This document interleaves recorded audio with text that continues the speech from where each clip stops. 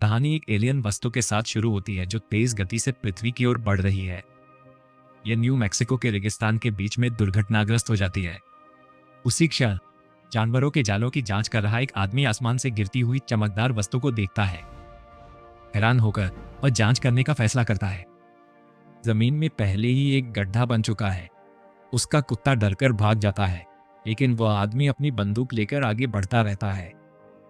हमें यह नहीं दिखाया जाता कि वह आगे क्या खोजता है।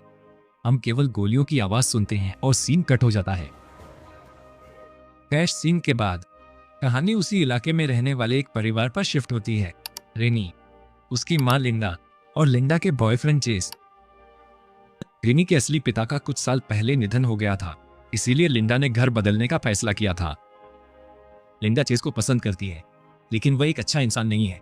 वो बहुत शराब पीता है, काम नहीं करता, उनके घर पर रहता है और अक्सर अशिष्ट व्यवहार करता है। रेनी की उससे कभी नहीं बनती और वह अक्सर उसके साथ बुरा व्यवहार करता है, लेकिन लिंडा इसे नजरअंदाज कर देती है क्योंकि वह प्यार में अंधी है। रेनी के कुछ शौक हैं।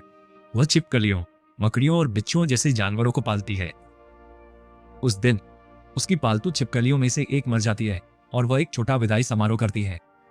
उसे शक है कि चेज ने शायद अपनी कार से उसे कुचल दिया है, इसलिए वो बदला लेने के लिए चुपके से उसकी गाड़ी पर खरोंच लगा देती है। स्कूल में भी रेनी के ज्यादा दोस्त नहीं है। सिर्फ गिल नाम का एक लड़का कभी कभी उससे बात करता है। बाद में लिंडा रेनी को स्कूल से लेने आती है और रेनी यह समझाने की कोशिश करती है कि चेज उस पर अच्छा प्रभाव नहीं डालता, लेकिन लिंडा सुनने से इनकार कर देती है। घर पर रेनी अक्सर अपने जानवरों के लिए संगीत बजाती है। रात के खाने के दौरान उसकी और चेज की माइक्रोवेव को लेकर बहस हो जाती है। चेज फिर से उस पर चिल्लाता है और उसके व्यवहार से परेशान होकर रेनी घर से बाहर चली जाती है। रेनी परेशान होने के कारण अपनी एटीवी लेकर रेगिस्तान में चली जाती है। वहां बैठे हुए उसे एक पलटी हुई कार मिलती है जिससे एक जंजीर जुड़ी होती है। जंजीर के आखिर में एक अजीब जीव है, एक एलियन। जब वो उसकी ओर बढ़ता है तो रेनी डर जाती है, लेकिन जंजीर उसे पीछे रखती है। वो भागना चाहती है, लेकिन एलियन दर्द भरी आवाजें निकालता है और उसे लगता है कि उसे मदद की जरूरत है। जाने से पहले वह चुपचाप जंजीर खोलती है और उसे आजाद कर देती है।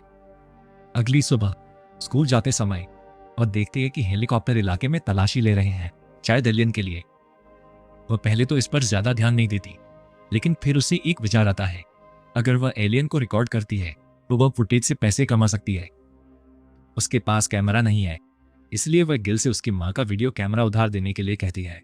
वह झिझकता है, लेकिन वो उसे मना लेती है। स्कूल के बाद रेनी अपनी मां लिंडा और चेज से बात करती है। चेज दावा करता है कि वह शराब छोड़ने की कोशिश कर रहा है, लेकिन रेनी जानती है कि वह सिर्फ नाटक कर रहा है और उस पर बिल्कुल भरोसा नहीं करती है। बाद में वह उधार लिया हुआ कैमरा, कुछ सामान लेती है और चुपके से चेज की कार से एक बंदूक चुरा लेती है। वह वापस रेगिस्तान की ओर जाती है जहां उसने पहली बार एलियन को देखा था। वो उसका ध्यान खींचने के लिए एक बार अपनी बंदूक चलाती है, लेकिन कुछ नहीं होता। वो मान लेती है कि अधिकारियों ने शायद उसे ढूंढ लिया होगा, लेकिन जब वह दूरबीन से जांच करती है तो उसे आखिरकार एलियन दूर बिना किसी हरकत के पड़ा हुआ दिखाई देता है। रेनी रिकॉर्डिंग शुरू करती है और धीरे धीरे पास जाती है। वो बेजान दिखता है, लेकिन जब वह कैमरा उसके पास ले जाती है तो एलियन अचानक उठकर उसके पास आता है, हालांकि वो उसे चोट नहीं पहुंचाता है। रेनी को एहसास होता है कि यह शायद खतरनाक नहीं है। वह पास में बैठती है, उसे ध्यान से देखती है और फिल्मांकन जारी रखती है। वो उसे खाना देने की भी कोशिश करती है, लेकिन एलियन फल नहीं खाता है। अधिकारी अभी भी एलियन की तलाश कर रहे हैं, इसलिए रेनी उसे छिपने की चेतावनी देती है, वरना वे उसे प्रयोगों के लिए पकड़ लेंगे। उसे यकीन नहीं है कि वो उसे समझता है या नहीं। सूर्यास्त से पहले वह घर लौट आती है और किसी को पता नहीं चलता कि वह गई थी। वह चेज को फिर से शराब पीते हुए देखती है, जिससे साबित होता है कि उसने सिर्फ छोड़ने का नाटक किया था। जब वो बाहर जाती है तो एलियन उसका पीछा करते हुए घर तक आ गया होता है। वो उसे जाने के लिए कहती है, लेकिन वह नहीं जाता, इसलिए वो उसे वापस रेगिस्तान ले जाने का फैसला करती है। रास्ते में एलियन अपनी शक्ति का उपयोग करके उसके साथ एक मानसिक संबंध बनाता है। एनी थोड़ी देर के लिए बेहोश हो जाती है और जब वह जागती है तो वो उसे बेहतर ढंग से समझ पाती है। वह एलियन को तहखाने में छिपा देती है। इस बीच जोनाथन कीज के नेतृत्व में संघीय एजेंट क्रैश साइट की जांच करते हैं। कीज एलियन को पकड़ने के लिए दृढ़ संकल्पित है। अगले दिन रेनी स्कूल नहीं जाती। लिंडा और चेस के जाने के बाद वह एलियन के लिए खाना लाती है लेकिन वह सब कुछ ठुकरा देता है। रेनी एलियन को तहखाने से बाहर निकालकर घर में ले आती है। एक साथ समय बिताते हैं और वह उसे अपने पालतू जानवर दिखाती है। एलियन लगभग उन पर हमला कर देता है, लेकिन वह यह कहकर उसे रोक देती है कि वे खाना नहीं है। जब वह संगीत बजाती है तो एलियन का शरीर अजीब तरह से प्रतिक्रिया करता है, ये महसूस करते हुए कि उसकी मां जल्द ही लौट आएगी। वह एलियन को वापस तहखाने में ले जाती है। लिंडा घर आती है और घर को गंदा देखकर परेशान हो जाती है। इसके तुरंत बाद गिल अपना कैमरा लेने आता है। लिंडा हैरान है कि रेनी स्कूल नहीं गई, लेकिन रेनी दावा करती है कि वो बीमार है। गिल ने कैमरे पर एलियन की फुटेज पहले ही देख ली थी और वह हैरान है। रेनी इस विषय से बचने की कोशिश करती है, लेकिन वह जवाब चाहता है क्योंकि उनके कमरे का दरवाजा बंद है। लिंडा को शक हो जाता है और वह उनसे उसे खुला रखने के लिए कहती है। रेनी गिल को सच बताती है और उसे तहखाने में ले जाती है। एलियन एक अजनबी पर आक्रामक प्रतिक्रिया करता है, लेकिन रेनी उसे रोक देती है। गिल इतना डर जाता है कि वो बेहोश हो जाता है और जब वह जागता है और एलियन को फिर से देखता है तो वह तब तक चिल्लाता है जब तक रेनी उसे शांत नहीं कर देती। उसके जाने से पहले वो उससे रहस्य बनाए रखने का वादा लेती है और वो मान जाता है। इसके बाद हमें पता चलता है कि संघीय एजेंट शायद पहले से ही उस पर नजर रख रहे हैं। उस रात रेनी एलियन के लिए संगीत बजाती है जिसे वो पसंद करता है और वह अपने पिता को याद करके थोड़ी देर के लिए भावुक हो जाती है, लेकिन वह अभी भी चिंतित है क्योंकि वह खा नहीं रहा है। अगले दिन गिल सुझाव देता है कि शायद एलियन को शिकार करने की जरूरत है। उस रात वे चुपके से उसे बाहर ले जाते हैं और वह सूरों का शिकार करता है। रेनी को राहत मिलती है कि उसने आखिरकार खा लिया। वे एलियन का नाम क्रूक रखते हैं। गिल पूछता है कि वह इसके साथ क्या करने की योजना बना रही है, लेकिन वह जोर देकर कहती है कि वह क्रूक को कभी किसी को नहीं सौंपेगी।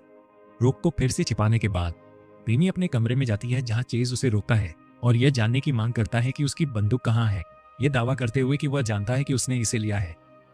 रेनी डरी हुई चेज को बताती है कि उसने जंगल में बंदूक खो दी है। धमकाए लिंडा बुलाते ही जबरदस्ती करे, लिंडा आकर बचाए। क्रूक तहखाने से सब कुछ महसूस कर लेता है और गुस्से में दीवार पर वार करता है, जिससे घर हिल जाता है, जिसे लिंडा और चेज भूकंप समझ लेते हैं। लिंडा आखिरकार चेज को जाने का आदेश देती है और माफी मांगती है, लेकिन रेनी परेशान रहती है और बाद में क्रूक को शांत करने के लिए नीचे जाती है और वहीं सो जाती है। अगली सुबह संघीय एजेंट जोनाथन उससे पूछताछ करने आता है। उसे चेज की बंदूक मिल गई है और उसका मानना है कि वह कुछ छिपा रही है। उसी समय लिंडा देखती है कि पानी नहीं आ रहा है और रखरखाव के लिए फोन करती है। रेनी कहती है कि बंदूक चेज की थी, लेकिन जोनाथन बताता है कि इसे हाल ही में चलाया गया था और उंगलियों के निशान चेज के नहीं है। रेनी मानती है कि उसने बंदूक का इस्तेमाल किया था, लेकिन कहती है कि उसने केवल डिब्बों पर गोली चलाई थी। अभी भी शक में जोनाथन उसे चेतावनी देता है कि वह वारंट के साथ लौटने से पहले उसे सच बता दे। रेनी चिंतित है लेकिन उसे कुछ नहीं बताती है। पानी की समस्या को ठीक करने के लिए एक प्लम्बर आता है। लिंडा को काम के लिए देर हो रही है, इसलिए वह उसे काम समझाती है और उसे अकेला छोड़ देती है। प्लम्बर पाइपों का निरीक्षण करने के लिए तहखाने में जाता है और वहां वह क्रूक को देख लेता है। हैरान होकर वह चिल्लाता है, जिससे क्रूक चौंक जाता है और क्रूक उसका हाथ घायल कर देता है। डरा हुआ आदमी बाहर भागता है और गाड़ी चलाकर चला जाता है, लेकिन घबराहट में वह अपनी कार दुर्घटनाग्रस्त कर देता है। घर जाते समय रेनी आपातकालीन वाहनों को देखती है।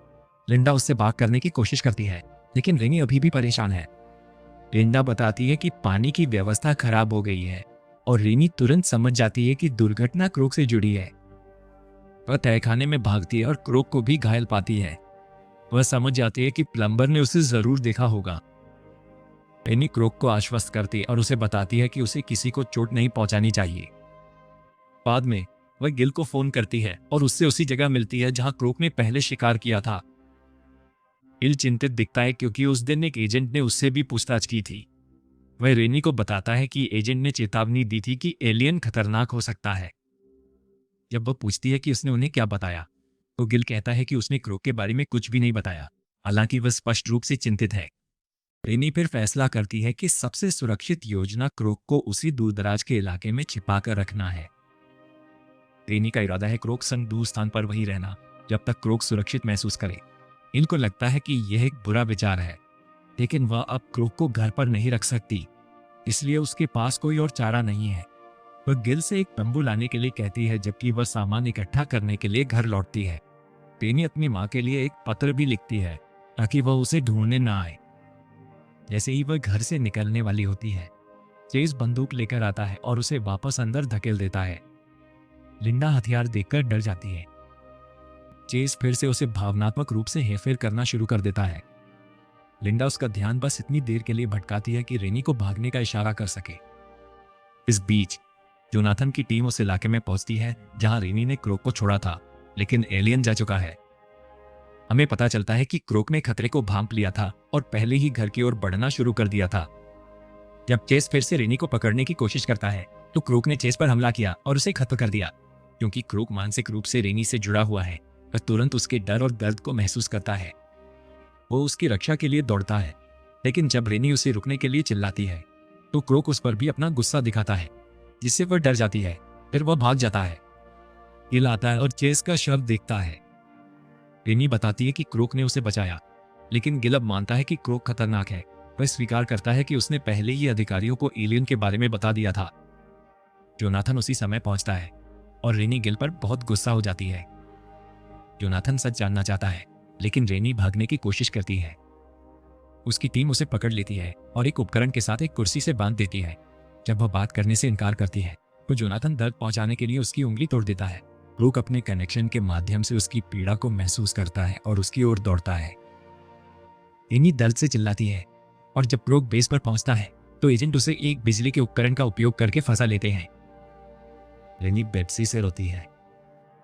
क्रोक को एक लैब में ले जाया जाता है जहां उस पर प्रयोग किए जाएंगे और जोनाथन रेनी का भी इस्तेमाल करने की योजना बनाता है क्योंकि वह एलियन को प्रभावित कर सकती है। वो उससे सहयोग करने के लिए कहता है, लेकिन वह उस पर थूकती है और कहती है कि क्रोक उसका दोस्त है।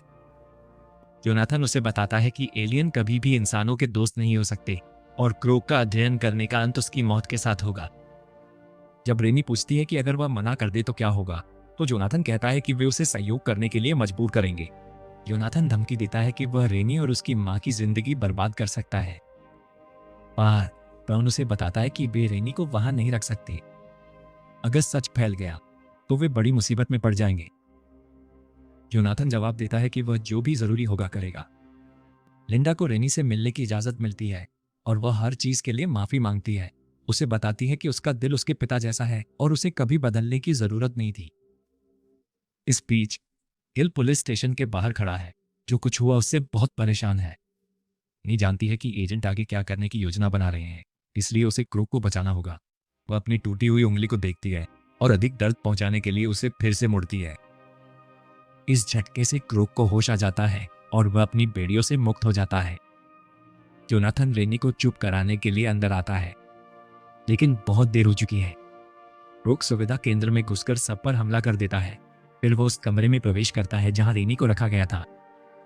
जोनाथन और उसकी टीम उससे लड़ने की कोशिश करते हैं, लेकिन क्रोक दरवाजे को इतनी जोर से तोड़ता है कि वे सब बेहोश हो जाते हैं। क्रोक उन्हें खत्म करने ही वाला होता है, लेकिन रेनी उसे रोक देती है।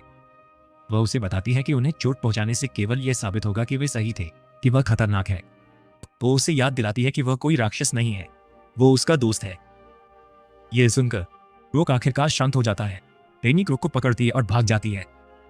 इससे पहले कि वह उसे वैन में बिठा पाती, जोनाथन बंदूक लेकर आ जाता है। नी जल्दी से क्रोक को गाड़ी के पीछे छिपा देती है, लेकिन जोनाथन अपना नियंत्रण खो देता है और उन पर अंधाधुंध गोलियां चलाता है। नी को डरा हुआ देखकर क्रोक जोनाथन पर हमला करता है। जोनाथन उसे कई बार गोली मारता है और क्रोक जवाबी हमला करता है।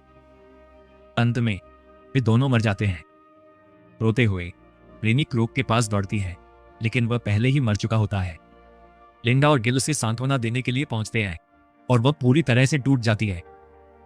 अंतिम दृश्य में रेनी क्रोक की याद में अपना गिटार बजाती है। क्रेडिट्स के दौरान हम देखते हैं कि क्रोक के शरीर का अध्ययन किया जा रहा है और एक छोटी सी हरकत से पता चलता है कि वह अभी भी जीवित हो सकता है। यहीं पर फिल्म खत्म होती है।